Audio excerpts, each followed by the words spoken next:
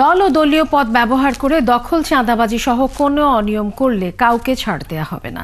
দলের ভারপ্রাপ্ত চেয়ারম্যান তারেক রহমান এ বিষয়ে কঠোর হুঁশিয়ারি দিয়েছেন বলে জানিয়েছেন বিএনপির ভাইস চেয়ারম্যান বরকতুল্লাহ বুলু। মঙ্গলবার বিকেলে নোয়াখালীর বেগমগঞ্জের দুর্গাপুর ইউনিয়নে বন্যা দুর্গত মানুষের মাঝে ত্রাণ সামগ্রী বিতরণ শেষে তিনি এসব কথা বলেন। বুলু আরও জানান, আওয়ামী লীগের নেতাকর্মীর হাতে বিএনপি নেতাকর্মীরা অতীতে নির্যাতিত হয়েছিল, কিন্তু এখন অভিযুক্তকে আঘাত না করে আইনের আওতায় আনতে হবে। যতদিন বানভাসী মানুষের ত্রাণ দরকার ততদিন বিএনপি তাদের পাশে থাকবে বলেও জানান তিনি।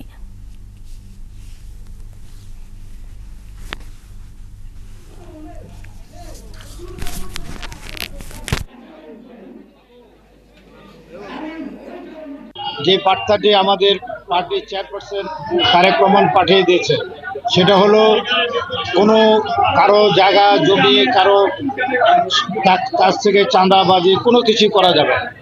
ইভেন কি কোনো মহড়া দিয়ে কোনো এলাকায় যাওয়া যাবে না, কোনো হুন্ডা বা শোভাযাত্রা করা যাবে না।